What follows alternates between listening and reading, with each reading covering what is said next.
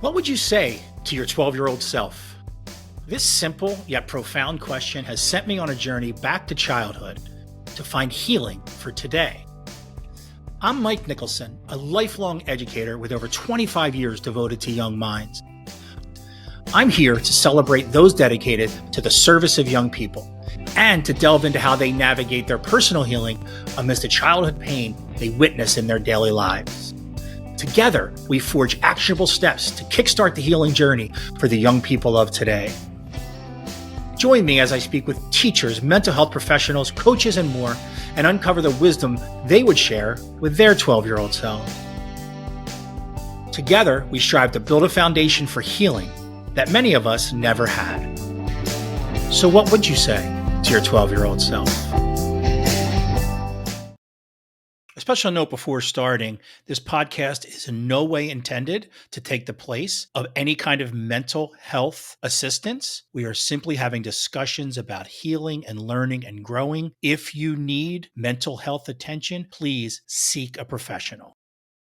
Joy Marilie Jackson is a native New Yorker with a master's degree in early education and over 20 years of experience in the education field. She has worked as a teacher, curriculum developer, instructional coach, school leader, and currently as an education consultant. Beyond her work in schools, Joy began studying child development independently, which led her to become passionate about conscious discipline in schools and homes. She began sharing her experience and knowledge on child development and conscious parenting on her social media platforms, where she reaches over 150,000 followers. Joy has expanded her services to include working with families directly. She offers live and self-paced courses on conscious parenting and works with families one-on-one as a conscious parenting coach. She specializes on working with families with toddlers, first-generation gentle or conscious parenters, and cycle-breaking parents. I'm really excited to share this conversation I had with Joy Marilie. She really opened my eyes a lot about what conscious parenting is. I think it's something that we do as a family. In my family, I didn't know it had a name, but I just found her work and her content very, very interesting. And the thing that really jumped out at me, and you're going to hear us talk about it, is she has this belief and she asserts that children are no different than any other protected class in our society, no different than women, people of color, people with disabilities. And she explains that in such a way that I find so interesting. And it hit me personally in a very, very visceral way. And I don't know if that's was her intention. I don't know if I was her audience for it, but when she said that and I saw it in her content, I couldn't wait to talk to her about it because it's just an interesting prospect that children are protected classes and marginalized communities, no different than others in our society. So there's that, and there's a lot more in this conversation. So I hope you really enjoy it. Joy's great and a very compelling person to speak with, and I'm looking forward to you to hear this. So without any further ado, here is Joy Marilie Jackson. Joy Marilie, thank you so much for joining us here on Your 12-Year-Old Self. My pleasure. Thank you for having me. I would like to, we're going to get into a lot of what you do because I'm very curious about it. As I mentioned in the open, I'm also very curious about some of the things you've said on your website and also in your content. There's one thing in particular than your content that I'm so intrigued by that I want to get into. Okay. So I'd like to start how I try to start every one of these is ask you, tell me about your life when you were 12. Okay. So I think immediately of middle school, and it's funny that I say middle school because school was not at all the priority. I remember very little about the academics at that time, even though I was in a whatever name the talented and gifted program was in school, although I was in that and had access to a lot. I remember some of those things, but largely I just remember my social world being absolutely everything. Passing notes during class, looks that someone gave you, what that meant, how my clothing impacted my social standing, just a lot of stress around social things. And also, prior to cell phones, being on the phone for hours talking about just the social dynamics of school. So it's funny that school was central, but the social component of school, not so much school itself. What about home? What was home like for you at that So around that age? So home was relatively calm. I think I was the source of it not being calm because of, just entering adolescence and I knew absolutely everything. I knew absolutely everything. And was very, very close to my mom. And I lived with both parents. My dad worked evenings, so my mom was still primary caregiver. And I went to school in the neighborhood where she ran a preschool.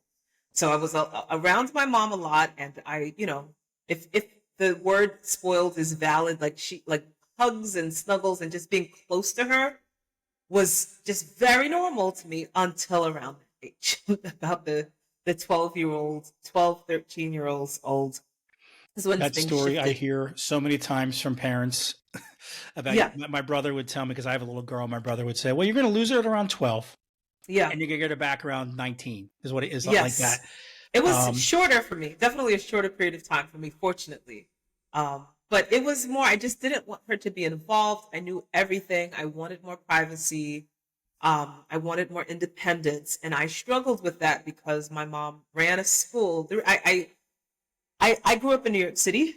We lived in Queens. My mom ran a school in Brooklyn. And so because she knew the educators in the community, I was always able to go to school in the neighborhood where she ran a school. So I would go to her job after work. And it was just, I kind of felt like I was raised at her daycare center. But by middle school, I guess it was just too much. I was like, it's too much, mom. And I just needed more space. and of So it course, was challenging. My mom cried a lot because of my pushing her away so much at that time. interesting. And of course, you end up in education later. Yep, yep. Yeah. So what's interesting, you mentioned middle school. My background is such that I was a teacher and an administrator for about 25 years. Okay. I taught English and TV and film production at a high school, but then I was an administrator for the last 11 years of my career before retiring early, which part of the thing that led me to my journey here. And you nailed middle school, right? Like, Yeah. and to give you some context about what starts this journey for me to get into how to serve or help students that age is you knew, like, think of all those stressors you had at 12 you just mentioned, right? Were my clothes good enough? Was my hair good enough? Was my shoes? You had a mom to go home to still, and Yes. who was Yes. very nurturing Yes. and what I'm doing now is I am reflecting on a career where I was dealing with the students who didn't have that, right? Yes. So what I always said was it's ridiculously hard to be that age in middle school. It's Mm-hmm. ridiculously hard. Then add being gay, Yeah. or then add being poor, or then add not having the right clothes, Mm-hmm. or in where I worked, it's a very white town. Like those kids Mm-hmm. struggled with the kids of color in my school struggled with that part of it. Mm-hmm. Um, so that kind of I always call it this. I had this very much a proximity to pain. I called it, like I would always Yeah. see this, Mm-hmm. that, and I had empathy. But what I realized in reflecting is I it affected me, and it brought I was constantly faced with my own childhood trauma. Yeah. Right, that's what led me here. So Yeah. that's why I start with that. So you're in middle school, you break away. Did you ever do any kind of rebelling, or like besides just generally pushing your mom away? I didn't have a huge rebellious phase. I would say that, my work is in conscious parenting, and I think my mom was probably first generation without labeling it. Um, but I would say like the biggest thing, and it was the one and only time my mom hit me because I didn't know that my parents had made an agreement not to hit me. They both were essentially abused in childhood and being beaten by anything that was nearby. And so they had both made a decision. And both of my parents were born in the 50s, so pretty progressive on their part Mm-hmm. to have made that choice. But the day that I got my mother hit me was a day that I was hanging out in the summer with my god sister in the neighborhood with boys. And it was just the day just kind of got away from us. We went to the movies, and then I called her afterwards, like, hey, can we now go to the mall to get some food in the food court? And then we're going to take the bus home, and then the bus didn't come. And we were just like, well, let's just walk. And it was summertime, so you know how in your mind it's like, it's not dark yet, but it's like almost 9 o'clock. And our brain is like, it's not dark yet. But, this is prior to cell phones, prior to me, or I may have had a beeper at the time, but it still was, my mom was absolutely panicked. And so nothing crazy had happened except just time getting, lost. And so I got to my godmother's house and my mom was fuming, and I had a smart remark. Whatever she said to me, I had a smart remark about her overreacting to me being out with boys and it's nighttime, boys that she didn't know. And it's like we had gotten to our driveway, and I used to have to get out to open up our gate to let her drive in the driveway. And the smart remark I made, she basically beat me out of the car. And I laugh about it now because it wasn't my parents' parenting approach, but it was like my mom had lost it, but I knew that the fear was the source of that. But there was nothing where I was deliberately like, I have to rebel, because I do think my mom was trying so hard not to create a big gap. She was always trying to understand why I was behaving the way I was and sought to understand that and give me a little bit of space. She was annoyed by my smart mouth, absolutely. But beyond that, it was most like that talk constantly. It's interesting because the people that I've been speaking with for this podcast, many of them, I think all of them so far, weren't led to a career in serving young people let me go back. That the people I've spoken with, including myself, what we've realized is we were driven to serving young people as teachers, or I'm an academic coach or a learning success coach now, was our own childhood trauma from not getting something that we know now we probably were missing. And I just find it interesting that that's not your story. No. Your story was one of nurturing and friendship, good friends, positivity. So how does that journey happen? What is it? What takes you from that child? Was it this thing that you wanted to be like your mom? You just wanted to get in the family business? Well, and I'll say, let me rewind a little bit, and because processing this time, it took me a while to process this period of time and like reflecting prior to this. Then I would say the only thing that stuck to me, and I'm not like comparing it to any like trauma at this point, was always struggling with my weight and being teased about my weight in childhood. I would say, around this time, and it's a time where I intentionally lost weight, and I'm thinking about the period I went where I didn't eat, like I would just have Tic Tacs all day. Mm-hmm. And so that's a piece of me that I think still lives with me. And even when I've gone to points where where I lost weight and felt confident in my size and being in shape and things like that, I have never let go of who I was at that period of time. I remember little things like being in gym, and the default position we were supposed to sit in gym was on the floor with our knees up and hug your legs. Yeah. And having a big belly, that was the most uncomfortable thing on the planet. And I used to think that everyone could notice because there were kids who could have their knees up and touch their two elbows. I'm like, I don't know what I'm supposed to do. So I just remember there was a lot of self-consciousness around that. And what I hated the most, the biggest fashion then, was around Levi's jeans. And it had your size on it. Oh, I hated that. I ripped those off. I was just like, this is just way too cruel. Because my midsection was inches bigger than other people. I just, I hated that. So those things stay with me and I know have impacted me in a way that I don't know that it's just about middle school as much as it is as weight is perceived in society overall. It's just certainly just wasn't as big an issue in elementary school. It's like now the way you looked and thinking about boys. I remember they used to separate the boys and girls in the lunchroom. And so we used to pass, but there was garbages lines down the cafeteria. So that's where notes were passed. A girl and a boy would both go to the garbage. You pass a note, and that's how we communicated. But I remember there was a new boy in school, and he liked Well, me and one other girl liked him, and so of course now he had to choose because that's just how middle school is. We found out they both like you, and Cutthroat. now you Yeah. have to choose between them, and it would be like, well, this girl, well, Joy is prettier, but the other girl's skinny, Oh, and so those things have always stayed in my mind that I know that still impact me to some extent because it's such a stage where your image of yourself and through the lens of other people, at least for me, is when it became prominent. I feel like I was in an absolute bubble yeah. prior to that time. I completely relate to all of that. Mm. But that goes back to what I said earlier. That's such a hard age just to be alive. Yeah. Then add that. That's a stressor.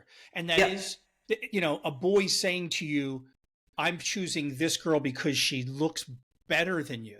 Yeah. I'm not trying to make everything trauma. That's not my thing. Yeah. But those are things that stick with you. Yes. And that little, like, every issue every fat joke ever said towards me as a little boy, like, there's still that boy I'm trying to protect at this age. Yep. And I'm sure you Yep. go through the same thing. Yep.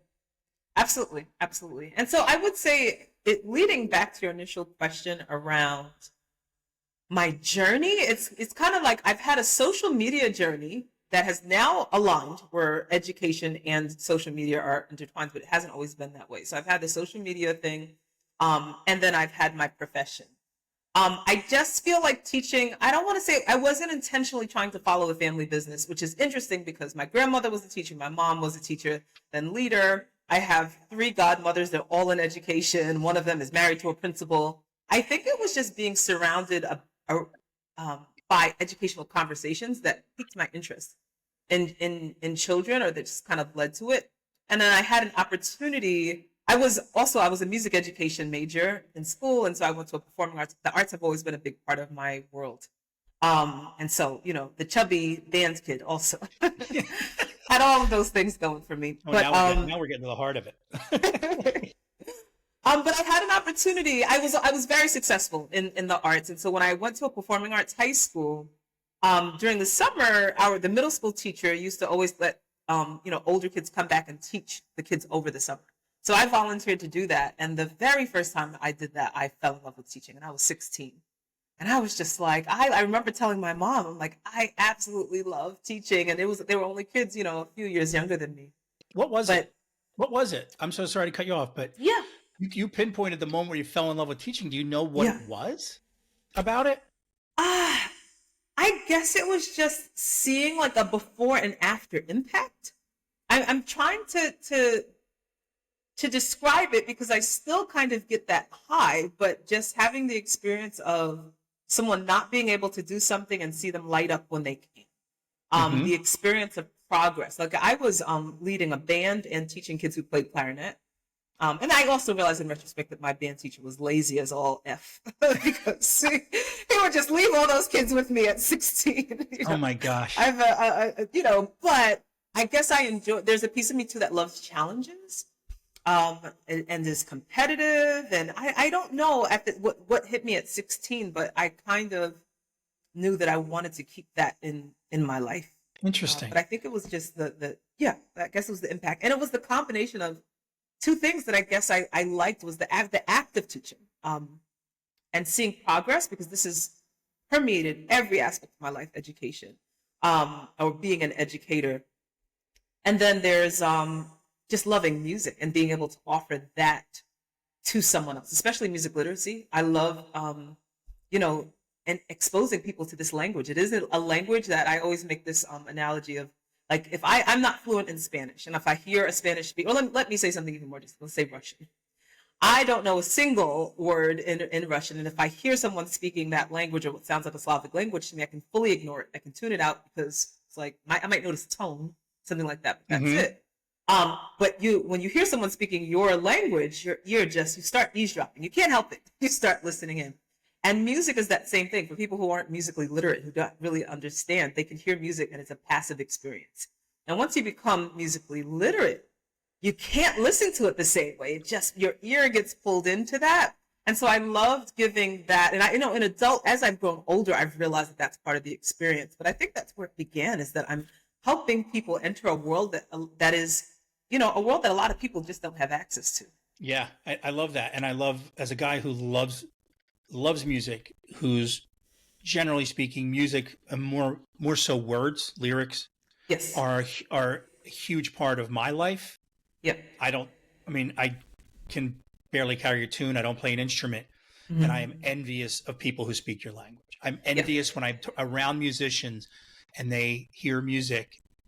Something comes on and they go, "Oh yeah, see that?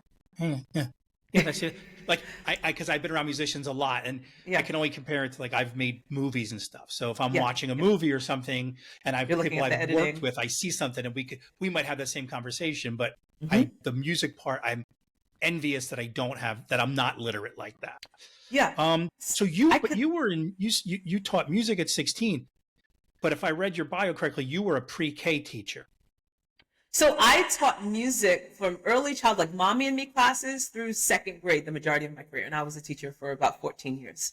Okay, so So it, yeah. that wasn't public school then? Yes, it was. Oh, it So was. it's a combination. So in public schools, which was the majority of my career, 10 years plus, was in public and public charter schools in New York City Okay, and okay. generally urban communities. And then mommy and me classes, like when I was in college, I was teaching the entire time I was in undergrad. I always had like a side gig. So even if I was teaching full time on the weekends, I might have been doing private lessons or also doing mommy and me classes. So it always was a pretty big Interesting. range. Mm-hmm. So this gets into a little bit of what I jump into this world of podcasting and media and everything else because I'm driven by this thought of those of us who work with young people and what it means to work with the child who comes to you who is coming from a traumatic home or something like that. Yeah. And again, I go back to that term proximity to pain is all I keep saying. Like, you have that, you see that. And my thing is, when I started this, is I want to talk to people and see how it affected them, Yeah. how it kind of like how they took care of them, how they take care of themselves with it as well. But how did it affect your trajectory? Because I believe it sounds to me where we're going in your trajectory, it sounds like you become more of a champion for taking care of that kid as you get older or as you move on in your journey. So Yes. is that something you experienced was it the Bronx you worked in? That was one of the places I worked in. Okay. So I would say my interest, I think, is so I had a very stable nuclear family, but not necessarily a stable family beyond that. So it's not like seeing the trauma or the challenges, especially within Black communities, was so distant to me. I had a front Mm-hmm. row seat to a lot of it between my peers and my extended family. I am like only one of my other cousins lived in a family with both parents. My other cousins were their mom was 13 and 14 when she had them. Most in single parent households. My grandparents raised a lot of my other cousins. So there was kind of a lot of firsthand experience with seeing the issues within, working class and poor communities. And feeling like my mom made the difference in separating me because my mom was educated, had a master's degree, and kind of was like, we visit the family for barbecues and major holidays, and other than that, we're over here. And so to her credit, I think that was important for not normalizing a lot that was very normal in my extended family. So I think I already had an interest in, I don't know, in supporting that community because it wasn't like, I don't know what's happening in the rest of the world. Right. My mom's school was in Williamsburg, Brooklyn, which looks very different now than it did in the 80s. And so the community that I was in was largely Hispanic, another population like immigrant group within that was weren't native born to this country. There was another Chinese population and then maybe 20% Black. And there were just a lot of issues. I was surrounded, like I certainly felt privileged even though my parents lived paycheck to paycheck. But we lived in a house, a very small house, but we lived in a house. Most of my friends lived in the projects. I was just immersed in seeing what else was happening. I also had first hand seat to see how other people were parenting their children, and just thought I was lucky that my parents were soft, kind of thing, because I didn't know that they had intentionally decided not to beat me. So it wasn't like, I think there's some people who like would come from a place of privilege to some extent, are privileged and also in a white tower. And that wasn't my experience, right? Like I was in a position of privilege compared to my peers, but I was living in the middle, not living, but you know what I mean? Right. I was still there and just happened to have parents that kind of, when we went home at 3 o'clock, I kind of went to a slightly different world. You had the proximity that we talked about. It just wasn't necessarily in your house. Yes. So that's interesting too, because I want to get into what you do now. Mm-hmm. As you do conscious parenting, right? And Yeah. you think you look back now and you go, well, my mom was a first generation conscious parenter, Mm-hmm. but you said at the time you thought they were just soft. Yes. Yeah. So that's like a perspective. Most people would imagine that at the point that I had my daughter, that I already knew the kind of parent that I was going to be. And I had just kind of taken the talking points that you often hear people say. It's just like, well, some kids need to be beat. Some kids need to time out, and like different punishments work on different children. And I think I had that same approach. Like I was just like, well, my parents were kind of soft, and I also just wasn't that bad a kid. That's why I never got beat. Right? I didn't know until I started talking to my mom about this in adulthood that my parents had consciously made this decision because of their own trauma, that they would never do that to me. And then, yeah, sorry. No, go ahead, please. And my parents had different parenting styles. My mom was definitely, she was an educator. So she was just definitely coming from more of a place of trying to understand me, especially because I drove her nuts. At this age, she went to my middle school. That was another thing. My mom became PTA president when I was in middle school. And was just always in the building, all the things, wanted to chaperone dances. And it was just like, I just couldn't take it. And she was so hurt by it because we were so close prior to that. And my dad was working nights, and I would hurt my mom's feelings. And then she put him on the phone and he would yell at me, because that was the style, because they were just on the same page around not hitting me. Right. But the rest was kind of like, he was more authoritarian and she was more like, I'm just trying to understand. He was being dragged along in that little journey. It sounds like maybe. Yeah. Well, with the hitting, it definitely, it was on him, because he got it worse than her in terms of beating. Like he still can talk about his father beating him like so brutally that he ran away. And that stuck with him. And he absolutely was like, he knew it didn't make sense. He knew he didn't deserve that, and it didn't make sense. And so he was definitely on board with the not hitting, but he wasn't also going to get to the point. Like, he's like, I'm not beating you, but I'm going to yell at you to get what I want. Like it wasn't as processed as my mom. My mom like kind of just lost her cool around. She was the one that had to deal with my attitude so much at 12. I'm just so intrigued because of my own for lack of a better term, narrow-mindedness. Mm-hmm. I consider myself a cycle breaker, right? Okay. Because I came from a house that there was a lot of trauma, like neglect and violence and things like that. And it took me a long time, and I'm still working on it. Mm-hmm. I became dad. I became a first-time father very late in life, mm-hmm. because I never thought I could do it, right? Yeah. And then I met the right person, and who, by the way, sounds out like your mom, my wife. And I'm sorry, I'm just getting a little bit vulnerable here, but yeah, I guess my narrow-mindedness comes from, I thought I'd go into this podcast journey and meet people who were just like me, who were breaking cycles because they were in the cycle. Yes. But you already had yours broken, so to speak. Yes. But you picked up the mantle, and I'm curious about that. So, and thanks for letting me get vulnerable there. But yeah, it's okay. So you teach, and then based on all this, your story goes that you, from what I read on your website, you struggled as a parent early on. Yes.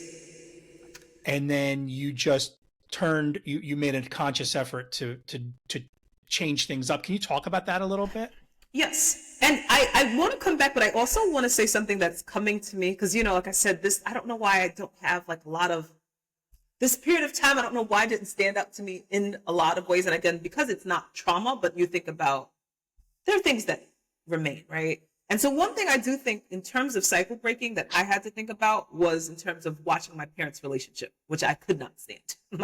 My parents argued constantly, and I do think if there is a piece of trauma that stays with me, it is arguing. It is people yelling. It is hearing things shuffle. Like my husband to this day, if he comes in and I hear like dishes drop hard, my heart Oh my God. sinks immediately because it's still like I still have the trauma of waking up constantly to hearing them yelling, right? And so when I think about that's something that lingered with me where there's like stability, where I had two working parents who both financially supported me. But when you said that you didn't know that you could be a parent, that part is not what I struggled with as much as thinking I could be in marriage because relationships just seemed like trash to me. Interesting. And so my mom even said to me, she's like, I thought that I ruined for you. I thought you'd never want to get married because of what you saw. And so that's interesting that it took me this long to think about that because I was all centering around me. But there was a lot that I had to heal with my father growing up because of what I'm certain was infidelity at points, which was verbal and emotional abuse with my mom. Right? He yelled at me, but it wasn't like, and I would be annoyed by that, but I had so much anger and resentment toward him, toward how he treated my mother.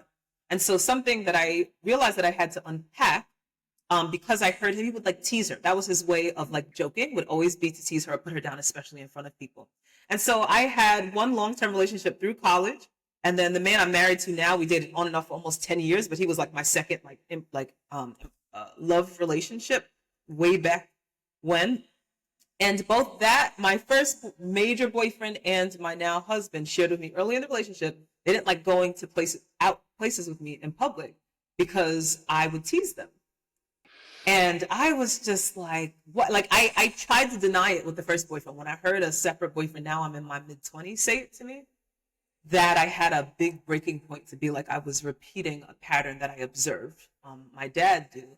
And I'm happy that I was able to unpack that stuff without therapy Yeah. on my own, that someone pointed it out to me, and I sobbed once I like processed it because I'm like, the thing that I resented him most for, I'm now doing. And so it's interesting that you say those things that I'm like, I'm unpacking it as I'm talking about what are the things that lingered and absolutely impacted me and in adulthood, and the cycle that I had to break was not around my parenting, but was around my partnership. Which would have affected your parenting had it Yeah. not been addressed. Yes. So speaking of that, then you must see a lot of that kind of behavior in working with families. A lot Yes. of. So tell me about your work with families and what that looks like. I guess you say you do conscious it sounds like it's like you family coaching or something is Yeah. the best way for me to put it tersely. So And I'll rewind a little bit because the journey is not so direct that I went from this straight into working with families. I was a teacher for many years and I moved into administration. And then same thing, I had a child a little later in life. So I was already, kind of at the top of my career in administration. I was the arts director. I had managed a nonprofit before that, and had a child then, and then realized I had no time to see because, and a major shift in parenting because I was ladder climbing. I always thought that I would be that type to like have my kid and have the nanny be responsible most of the time. And I try to be transparent about that because having children wasn't a top priority for me, but I decided consciously and willingly that if I marry someone who kids are important for, then I can make that shift. But I still thought I'm going to be at work and somebody else is I'll get home at 6:00 and that'll be that. But within about a year of having my daughter, a lot changed. And so when I talk about like two shifts that happened is that I spent a good portion of my career in charter schools that were no excuses charter schools.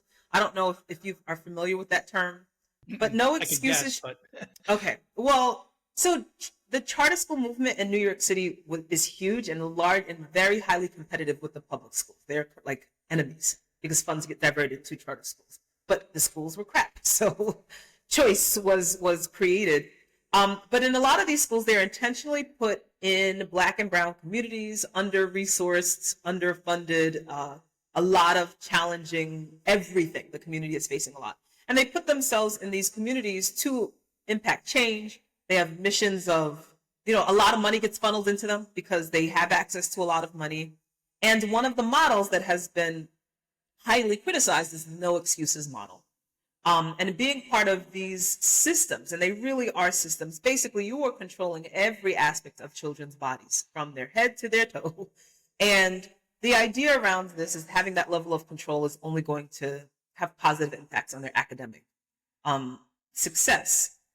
And the model shows success, especially in the earlier years, kind of dwindles some of that success levels off as kids are just not willing to deal with that level of control, And I would say that's right, 4th or 5th grade, already the scores don't look as great as they do in other places. And then also like just very rigid in terms of everything. There's a system and these schools replicate. So the systems are so tightly structured because you want a cookie cutter operation that you can just keep expanding and putting in more and more places. So I got a lot of my education training in these spaces. And I was trained and I was supporting people in terms of discipline. I got a lot of disciplinary training in those spaces. So even though I was like gentle parented in some way, again, without the labels, like I wasn't beaten, humiliated as part of normal discipline, I think I had learned to develop a pretty harsh disciplinary approach in the schooling system. And I questioned it. Unfortunately, this wasn't a long period of my career. I had done a lot on my own before entering the no excuses spaces. But I still, when I entered parenting, was just like, I train teachers to manage classrooms. I know how to manage a classroom. And even if I wasn't like abusive in doing it, it was just like my calm, assertive presence. I don't play. These are the expectations. I lay them out. And I think I blended that world with what I had learned prior to entering that. But I did not expect to have any issues behaviorally with my child. Not me. Not this teacher. I'm the classroom that they send the other kids that they're having trouble with. Right? Combination, not because I was always tough, but also my class was engaging. I used to see myself as managing through engagement, but I also didn't play.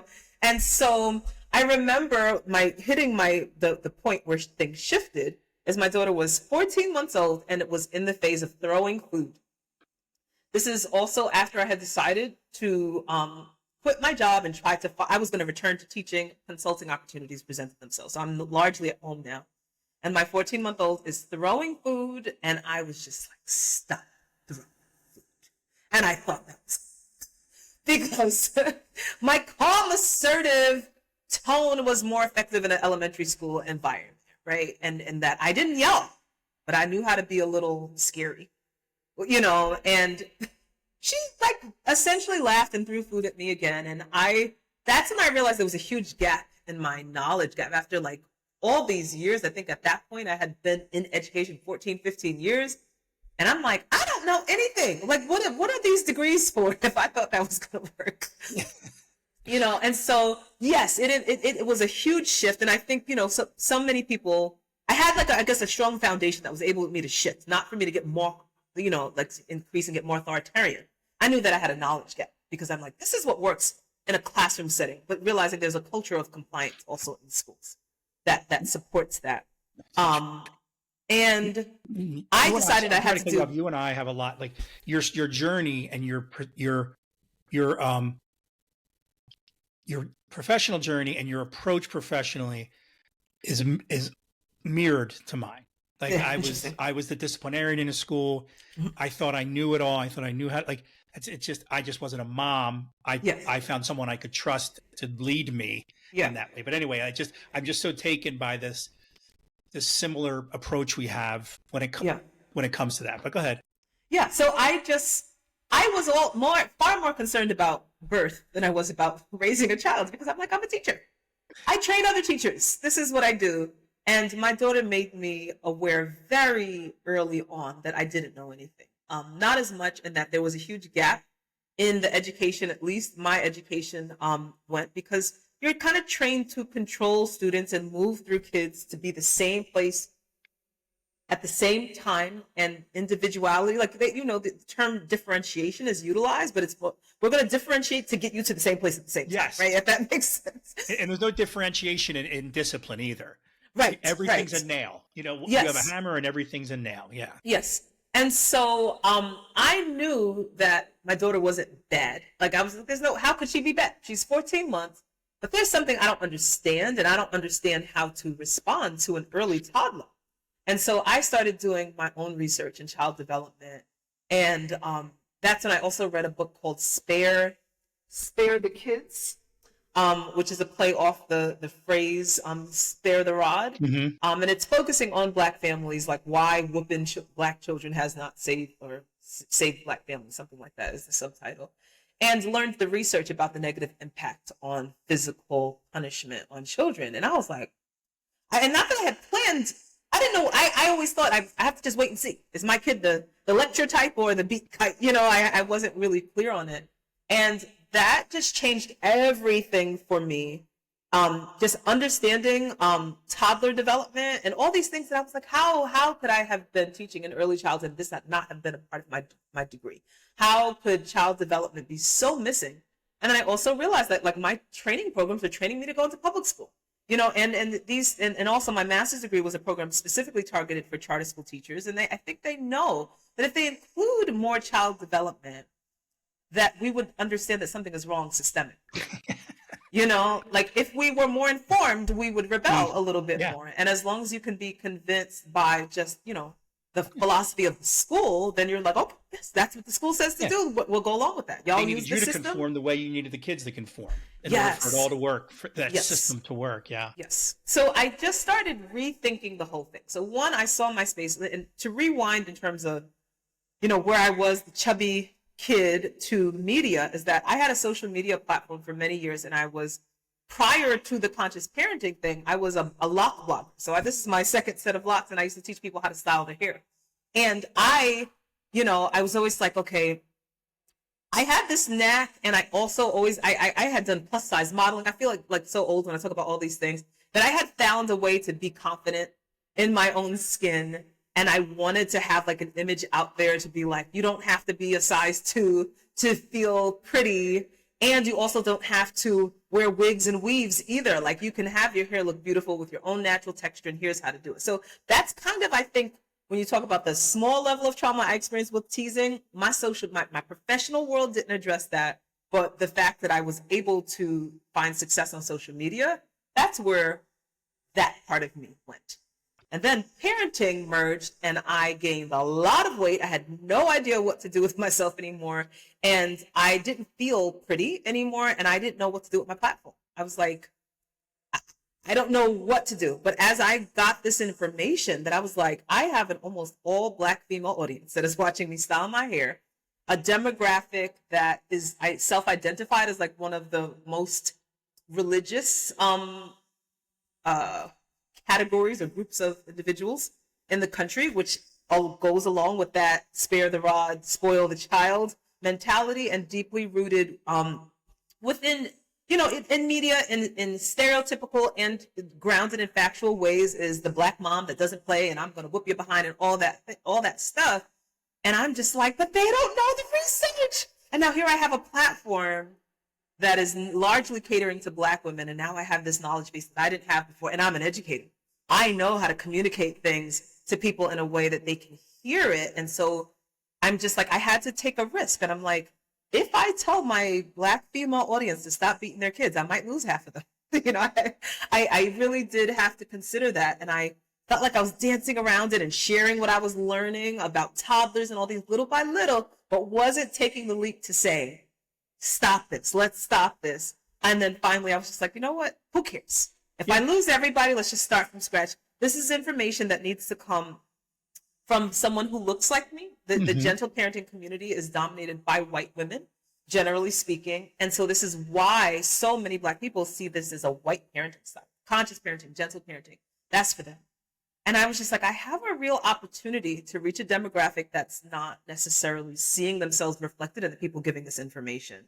And so that's when I made a shift. I kind of was traveling along two paths and merged them. That's amazing. I love that story. I'm going back to, it's like I'm thinking about when you struggled to parent, and it's like you did everything. Again, I'm comparing it to myself, and Hmm. my wife and I follow her lead. Everything is done with intention, right? It's Yes. all about intentionality, and that was from the jump. Hmm. And that's what was missing for you when you first started as a mom. Yes. You Yes. said, "I'm going to take care of myself. I'm successful. I'm confident. I'm going to be able to handle this, and I'm going to be able to at least model what this kid should be." And without that intentionality in parenting, you didn't have it. You found it, thank goodness, and thank God Yep. you're smart enough to know you weren't smart. That you needed to learn more. You know what Yeah. I mean? Yeah. And that's Absolutely. great. That's an amazing story. Yeah. Really amazing. Um, One of the things I wanted to ask you, because and this was the reason I reached out, because again, at the basis of this journey and this podcast I'm on is I want to talk to people who work with young people, and I want to talk about how we can help young people heal earlier. Like I Mhm. healed later in life. Well, I'm still healing. We're all still healing. My journey started, my process of healing started later in life. You wrote something and I couldn't find it. I was just looking for it. And I could not find it. I don't know if Mhm. you wrote it or you said it or whatever. And that's when I reached out to you. You referred to children as an oppressed group. Yes. Can you talk about that a little bit? Because I think I put in my letter to you, in my email to you, I was shook by it Mhm. because, man, I believe that. If, Yes. if I think I know what you mean, Yeah. because I think about the lack of, when I see children and when I talk about that proximity to pain, what I see is a lack of freedom and a Yeah. lack of ability to take care of them. And what really at the heart of that is the person responsible for them is not giving them that. Right. Yeah.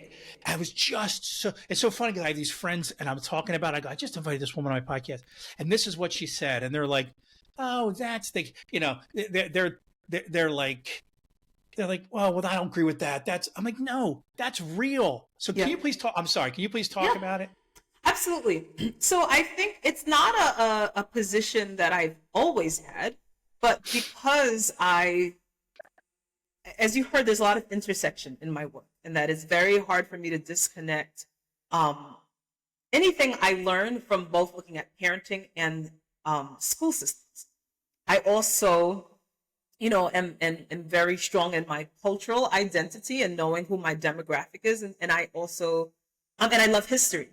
So I read a lot of historical things as much as possible, and then I always see connections. And so in that post that you referenced, I was reading the 1619 Project, Mm-hmm. um, and they were talking about the history, a lot, just the history of ownership of enslaved people, and talking about, I can't remember all of the details, but basically it was very important for them to keep referring to enslaved people as property and these property rights, all these things about property rights. Because as long as you were putting this in the context of property, people, there was no humanity tied to it, right?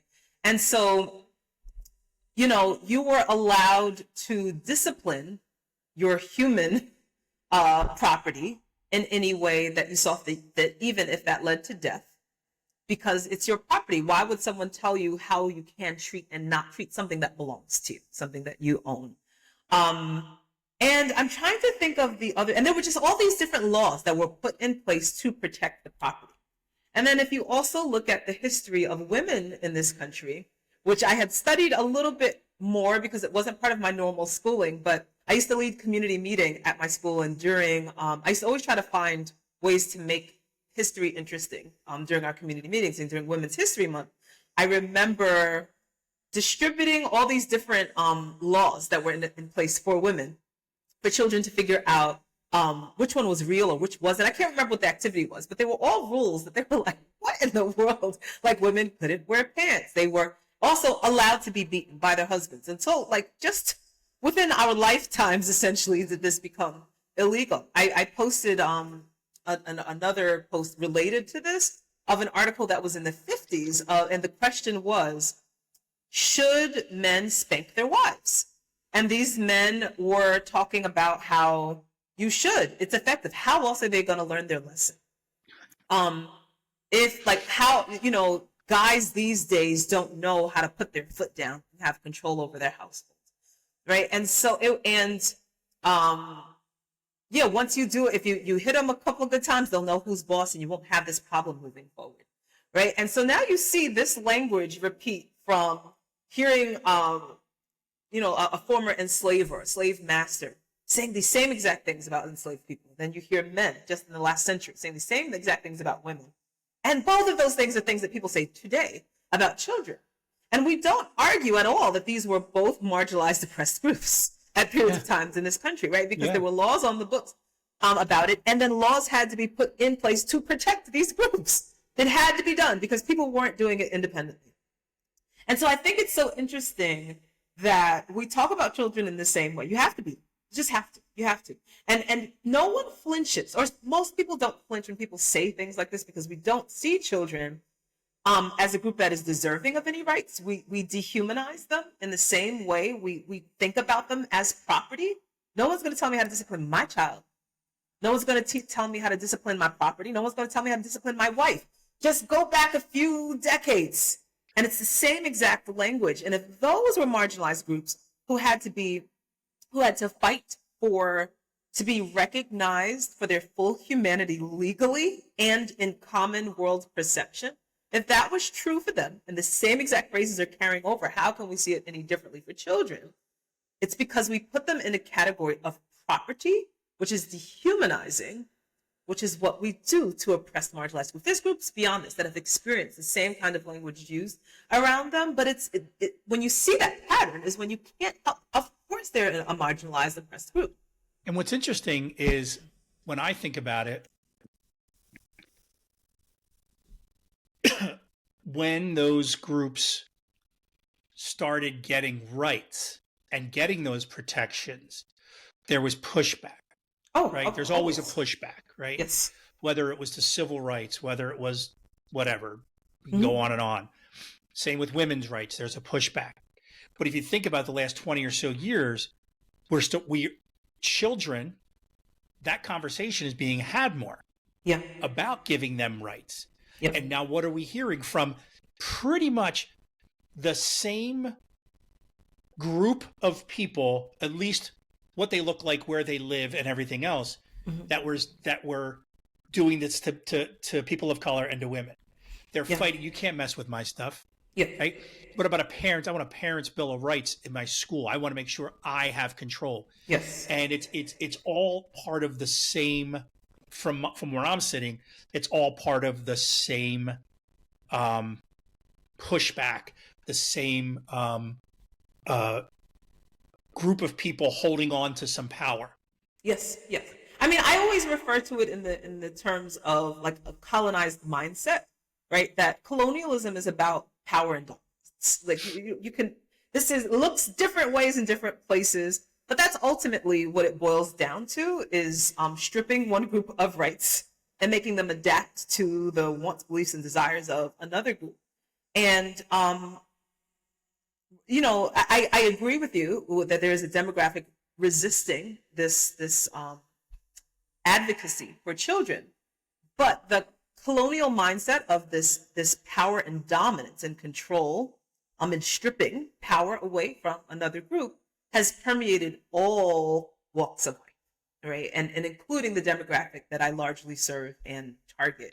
As I said to you, I was fearful of saying to Black women, you shouldn't beat your kids, and it's because this idea of power that largely I work with folks to make these connections, because when you realize that this is not, men who were publicly willing to talk about beating their wives because it was acceptable and everyone said that it was normal and everyone said you had the right to do this. This is your man, God-given right as a man to have this kind of power over your wife.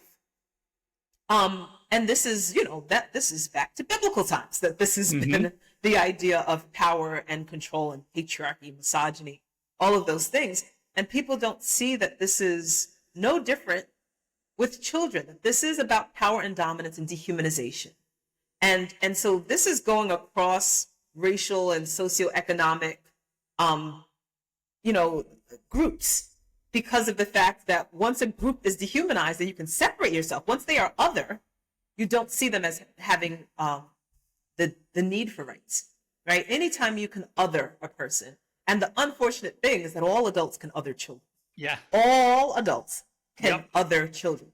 And so, yes, I think it depends on like where you are, where you see like where the biggest push is coming from. But for me, it feels like the biggest hurdle for me um, is within the Black community for in my work, in saying that. So the idea, like, because of what you hear, is that parenting in this way, and this is what's really interesting, is that this nonviolent parenting has been, at least in communities of color, labeled as a white way to parent. And the thing that has been shocking for so many of my followers when I say this is that white people beat their kids. And don't believe it. They don't believe it. It's been, and when I'm talking about like colonial thinking, is that for centuries, Black people have been pegged, and folks of color, as being violent, as being savage, as being everyone else is calm, and folks of color are just kind of ruining their peace with their violent ways.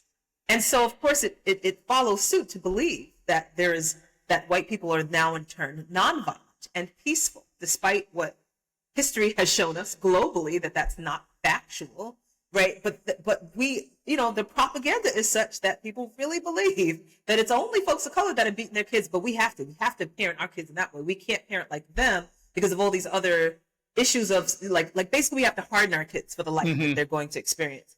Not realizing that the very people that you think are not beating their kids absolutely are. They absolutely are. It's because it's a tool of oppression, right? This is the history of this country, is you had to beat slaves into submission, you had to beat women into submission, and that we have learned to now beat our children into submission as well. And so it's frustrating that again, this is a challenge in communities of color to see there is another way, and it's not a white people way, because as you're sitting telling me there was violence and oppression in your household. But if I can send you the comment section of the video when I said, please understand that it's not just poor white people that are doing this. I am coaching affluent white people who are paying a couple of $100s a session, who are trying to figure out how to discipline their kids without hitting. Right? This permeates, and it's just, there's just a myth around who's doing it and who's not. That's so interesting. It's so interesting. I could talk to you all night about this. And I appreciate your time. I want us to start wrapping up though, because I want to honor our time, and I have to get to our final question that I told you about, but there's also a question after it that I'm sure you'll be ready for. So about 6 months ago, I was in a certain kind of way, a crossroads in my life, job-wise, and just a lot of things going on. And I was reflecting on my own life and reflecting on my own child and reflecting on all the children I dealt with. And I received, somebody sent me a reel, and the reel read something to the effect of, my therapist gave me this exercise. Imagine standing outside the door of your own 12-year-old self bedroom. How would that feel? And then what would you go in and say, right?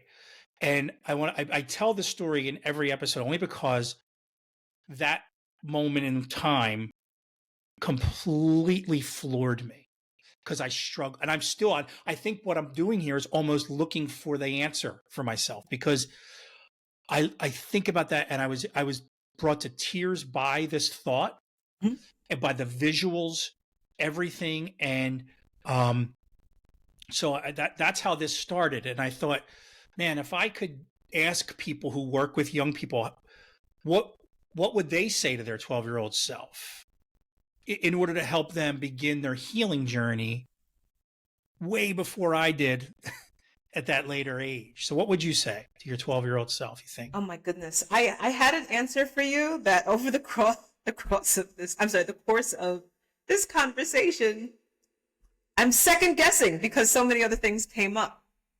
But let me start with what I shared with you is first just saying that the people that you are changing every aspect of yourself for right now are going to have very little impact on your life long term. I feel like I there was so much adjusting of myself and trying to conform to what the standard was at that time, um, which was the opposite of me in a lot of ways, being cool and fashionable and trendy and thin. That all of those things were, I was guiding myself by people who I have zero communication with today. And so I'm only grateful, as I said to you, that I didn't have anything so regrettable in that time that I had done for the purpose of someone else, to find out that, let's say it was seventh grade was the peak challenge. That by ninth grade, I was in a completely different environment with completely different people, and really just a handful of people who kept in touch with my mom remained in my life after that. And so it's more, I wish that I could have seen the big picture, but also fortunate that nothing regrettable happened in that time. But for someone else, it could have been. I could have done something a lot more drastic. But I do think that that was the benefit of, even though I was resisting my mom, of having a soft place to land when things were hard, and despite the lack of confidence I might have had outwardly, there was some confidence in what I had here in my brain. I think that helped from being at home and having a supportive parent at home. So I have to ask you. That was your answer. You were ready to say, correct? Yeah.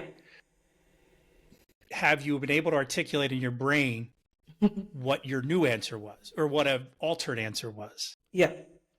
Um, it would more be around, I guess, trying to heal my perspective of relationships before adulthood. And so, if I wish I could have said to myself sooner that this is not your marriage. What I was observing was not my marriage. And I invested so much anger and resentment as if I was the wife in that. And I've realized in adulthood, and especially after dissecting some of this stuff with my mother, my dad is not ready for any of these kind of conversations, but that I was just very invested in their relationship, and almost was like the watchdog for my parents' relationship, and wanting to defend, and realizing now as a wife and mother myself that oftentimes, like, adults are making decisions. And I couldn't change that. I couldn't change the grown up decisions that they made. And none of what I watched my mom experience was my fault. It wasn't my fault. There were some, and I couldn't have changed it. And I think that there was so much of me that fought and argued. And I would say the arguments that I got with my parents, with my dad specifically, was in defense of my mother. And then when I talked to my mom about all the things that I was resentful about, she's like, I kind of knew that. I was like fighting for your relationship with things that you had just been like, I remember one time she said to me, I've just gotten content, and, I'm comfortable in my house. And, I was like, oh, so I spent like a decade of my life enraged with something that you had just accepted, and so I wish I had known that a lot sooner. And I also say that one of my mom's, immersed in education, a social worker friend actually said that to me at some point. That she's like, this is not your marriage. You have to stay out of it.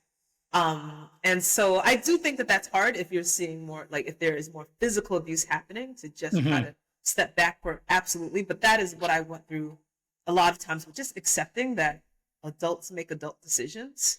And as helpless as I felt, I could have probably put that energy someplace else. Well, here's the last thing I want to end with. Yeah. And I'm curious, because you do this. I've asked every guest because I want to offer value. I don't want to just say, hey, what would you say? Yeah. I want to know, is there some actionable, feasible thing that you could offer to anybody that works with young people, be they a parent, a coach, a teacher, is there something you could say based on all you've learned and your own experiences that you could tell them to help that young person they work with start healing now? What can they Mhm. do? What can we tell them?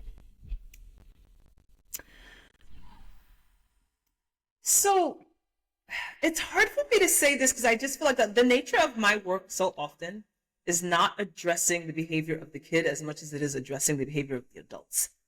And so when I want to talk about, and as interesting as that is, I feel like part of the healing for young people is about adults healing Well, in that's what I was order just to going to be say. You better. do, Yes. yes, you do that. Like that child, that adult is yes. I'm sorry.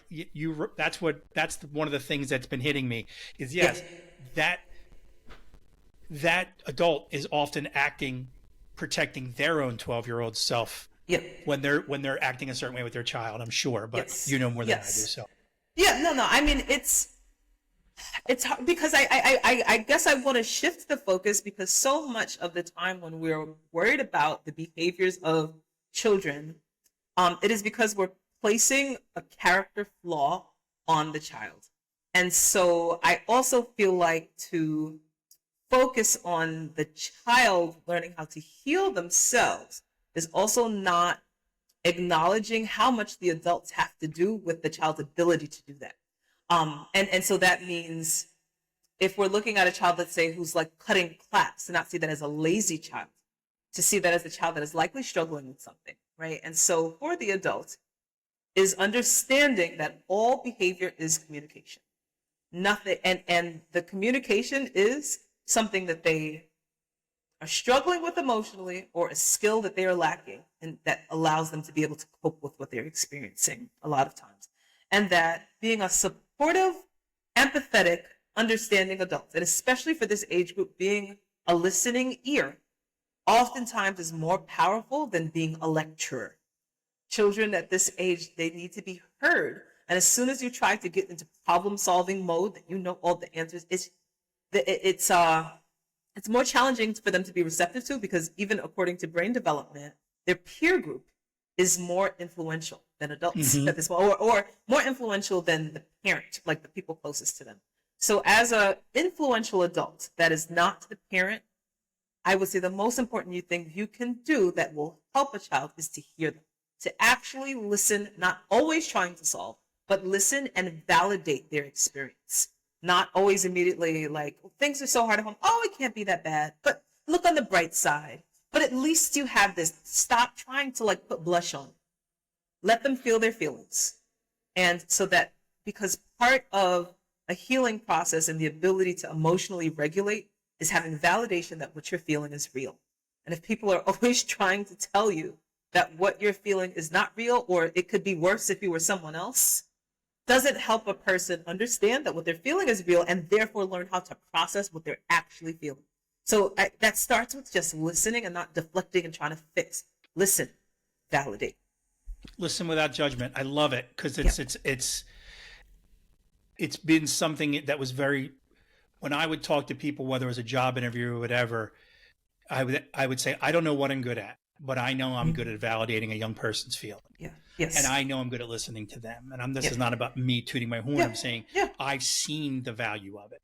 I've Yes. watched that child become lighter over the course of a Yes. few conversations because all I did was say, man, that must be tough. Yes. Wow. And I'm sorry that this also goes back to being an oppressed, marginalized group. It's something that is in common with all of those is that you'll hear these things is they're not believed. People Yes. do not believe their experiences and are trying to see the world through their own experience. And so this is again one of those things if you want to be anti-childish or anti like to say like an adultist mindset, Yeah. if you want to help with that work, then believing what young people say is a huge step toward that. Thank you, Joy, so much. I can't tell you how much I enjoyed this conversation. Same thing. I hope you enjoyed it as much as I did, and it was so enlightening. Thanks so much and have a great night. Thank you, you too.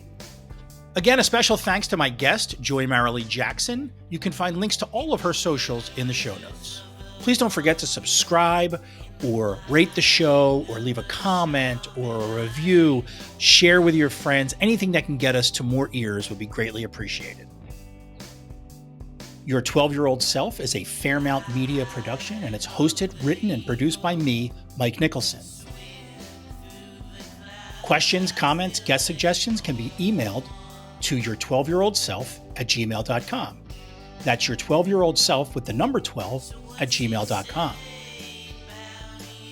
The theme song is Never a Worthless Moon by Yawns. Logo design by Rose Bear Arts. Digital marketing consulting by Krista Lemon. Social media consulting by Jessica Hawk.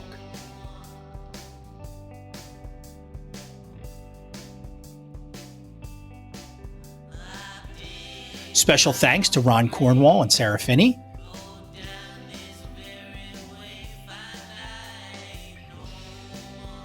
And my profound gratitude goes out to my wife, Courtney.